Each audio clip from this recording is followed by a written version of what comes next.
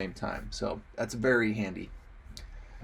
All right, so let's start doing some stuff.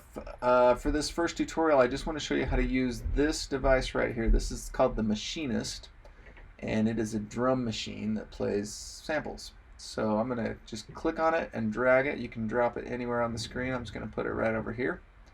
And you can see it automatically creates a cord that plugs into the first channel on my mixer. And so what we need to do with this drum machine is we need to load some samples. And when we first bring it in, I'll zoom in here, you can see it says no sample, right? And so we need to load some samples. And where you find the samples are, let me center this up here, right over here, right by where we got this drum machine in the first place, is a samples that we can click on. And that'll bring up all these pre-recorded samples that Audiotool comes with. Now there's two main kinds of samples. There's looped samples. Those would be the kind of samples that are long and they tend to loop, meaning that they will play over and over and over again, and they work that way. The other kind of sample is called a one-shot sample, and you activate those in the search engine by clicking on this little arrow right here. That's the one-shot symbol, and then this is the loop symbol. And what one-shot symbols do is it's just a short sound that just plays once and then it's done. And those are the kind of sounds that we want for our drum machine here, because we're going to make a drum, and as you know, drum hits are just short, quick, one sound, most of them, right? So to start with, I always recommend that you get at least 3 sounds before you start making any beats. And those 3 sounds are a kick drum, and a snare drum, and some hi-hats. So let's find our kick first. So I just went up to the search engine here and typed in kick. Then any sample that's got kick in the title is going to be left down here. And you can see there's quite a few kicks to choose from. How you listen to them is just click on it once, and then it will play the sample for you once. And so you can just kind of click through the list until you find one that you think sounds good. And once you find one that you think sounds pretty good, just click on it, and you're going to drag it over to the screen. Now when you first come onto the screen, you can see that like everything gets small. Don't panic, just keep going. You want to make it all over to your drum machine, and then your drum machine will get back front and center. And then we're just going to drop it on this first sample line right there. Okay. And now you can see, if I zoom in here, it says kick 10 right there. So that's ready to play a kick drum once you start programming drums. Let's find our other 2 sounds. So if you remember, we need a snare, S-N-A-R-E, and I'm just going to grab one that I know sounds good. You can listen to a bunch when you do yours. And then the other one is hi-hats. I'm just going to type in the word hat, and then anything with hat in the title will come up. And I want a closed hi-hat or a tight hi-hat, one of those two, nice and short. So I'm just going to grab this first one here. And I've got 3 sounds. Now, like I say, I recommend that you get at least a couple more sounds to really make some interesting drum beats, but I'm going to go ahead and just show you how to program some beats with just these 3 sounds right now. So I'm going to zoom in a little bit here so we just see this nice and big.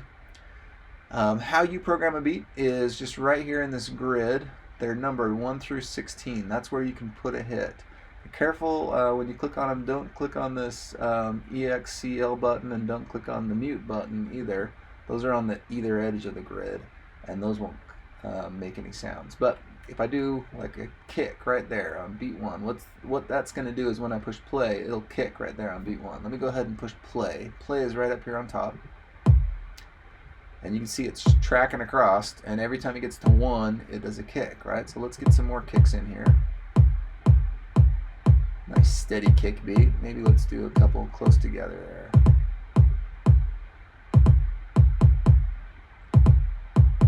Okay, now let's add some snares. How about?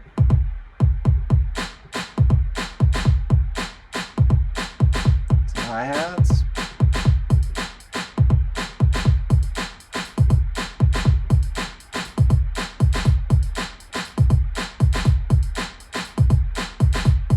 Okay, and then when you want to stop, you can either click on the square or you can just push the space bar, and the space bar will actually play and stop for you. So that's what I tend to use, is just spacebar. That way I don't have to go all the way up there to push it. So great, we made 1 drum pattern. For this assignment, I want you to make at least 3, and you can definitely make more than that. Let me show you how to get to other patterns. Up here on the top, You see it says bank and then pattern right here, and right now we're on A1. So if I switch to 2, then I'll have a blank canvas, and I can do a whole new beat on this page, and then when I go back to 1, that beat that I programmed on 1 is still there. So I'm going to go to 2, and I'm just going to quickly program in a couple random, very random. Here we go. A couple random beats here, and on 3, pattern number 3, I'm going to do something special just to show you a new trick. I'm going to do this kind of hi-hat sound that just kind of keeps going at the end of the beat here. One cool thing that you can do with the drum machine is if you click on a hit that you've already programmed and you drag down, the light will get dimmer and dimmer. You can kind of see it's turning more blue and more faint as I go down. What that's doing is when that sound plays, that sound will be quieter based on how far you dragged it down, right? And so what I want to do is I want this to kind of fade out into nothing. So I'm going to go all the way to this end one here and drag it all the way down. And then this one I'll just drag most of the way down. Maybe leave like 5 on it. And then this one I'll maybe take down to like close to 10. And this one will do like high teens. And you can see I'm just going to kind of slowly bring these up. Being a little bit random about it, but that's okay. That's kind of what I want out of this, is to make it feel a little bit less robotic, and have a little bit more of kind of that human touch to it, right? So kind of see like that's going to just kind of fade out into nothing now. Let's play that one and see what that sounds like.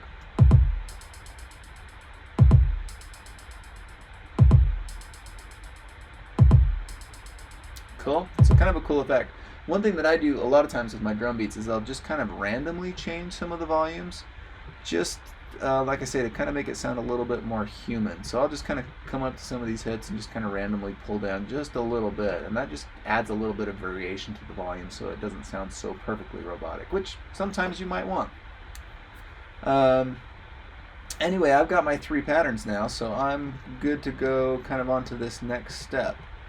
Once you get at least a few patterns programmed in, then what we want to do is we want to create what's called a pattern track on your timeline here. What a pattern track will do is it will say like, hey, I want you to play pattern number 1 3 times in a row, let's say, and then switch to 2 and play that 2 times in a row, and then switch to 3 and play that once in a row, and then go back to 1. You can make these very elaborate kind of long chains with the pattern track, and then it will do it for you automatically, which then will allow you to do some other things.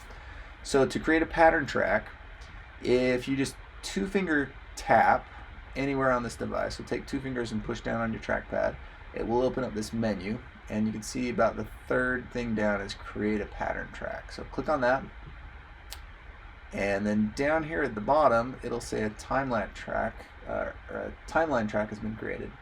And you can see down here it says machinist and pattern. So to start making your patterns down here, it's empty still. So to start kind of programming which patterns you're going to play, double click on the first square there, and it will bring up a colored square that's red. And right now it says A1. And it will say whichever bank and pattern you currently have open on your drum set. That'll be what by default goes into this box. If you want to change that, let's say you wanted to start with A3, then 2-finger tap on this box and choose switch pattern, and then you can go to bank A and switch to number 3. Now it says A3, so now it will start with A3. Let's say I want to start with A3 and I want A3 to play twice. Well, I can just go to the edge here and I can drag this out to be filling up 1 more bar that way, right? So now it's going from 1 to 2 and 2 to 3. So now it's got playing twice. Let's say I want to switch to 1 here, so I'm going to double click. It's on 1 already, so I'll just drag that out. Maybe we'll play A1 twice, and then I'll double click here, and I want this one to be A2 this time, so I'm going to 2-finger tap on this, go to switch pattern, go to A2, and then I want A2 to play 4 times in a row. Now I'm kind of like getting to the edge, and for this assignment we actually need to make a 32-bar sequence, and this is only showing 8 bars right now. So how to expand your view is if you go up top to this little bar right here, this little window, if you click on one of the edges, you can stretch that out, and then you can see what's happening is it's kind of shrinking that down, and I'm getting to see more and more numbers right here. So now it's going up to 22. Let's go ahead and stretch this out so I can see all the way. I want to see all the way to 33 because that's where I actually need to get to fill in 32 bars. So clear to there, okay? So what you want to do is come up with a good kind of pattern, like think of what would be a good pattern for an intro and put that first. And then if you've got one beat that you really think is like will make a good longer section, then you can stretch that out for maybe even like 8 or 12 bars in a row. It's up to you. Things usually like to happen in groups of 4s, so you know my intro maybe is 2 times in A3 and 2 times in A1, so that's 4 there, and then A2 here lasts for 12 measures, so that's 3 groups of 4. You don't have to follow that rule, but I've just found that generally works out pretty good to try and make things happen in 4s. So like I say, just kind of fill out your song a little bit, and you can always go back and change your mind on any of this stuff. So I think it's a good idea just to get some stuff down, and then from there, you know, maybe build out and make some changes as you get going. Whoops, I went too far. Zoom out just a little bit here. Just need to go to there. Okay, so there's my drum part of my song at least. So that's about as far as you need to go for this first step. I just want to show you one more quick thing.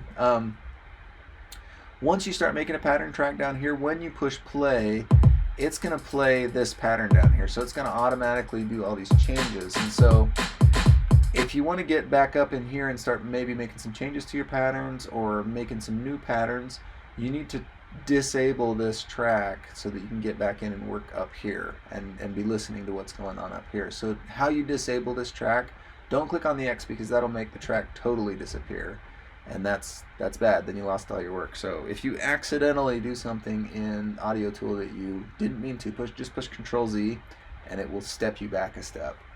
So don't click on the X, but instead right here where it says pattern, click on this little white dot, and what that'll do is it'll just disable the pattern, so then you can come up here and again start working on your drum machine.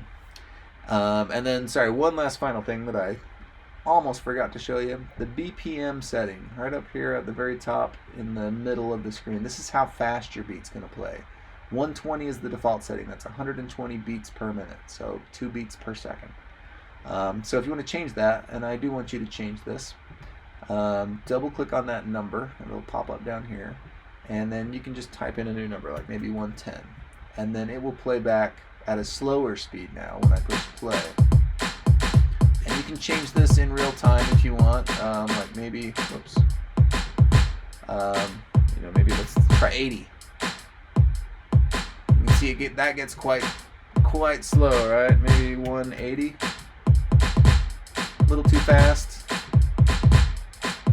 So find a good zone where your beat really sits nice and has a good pocket so that it sounds right to you. Experiment around with that, because you can really, the same beat sounds very different at different BPMs. Alright, that's it for this first video. Good luck. Email me if you have any questions.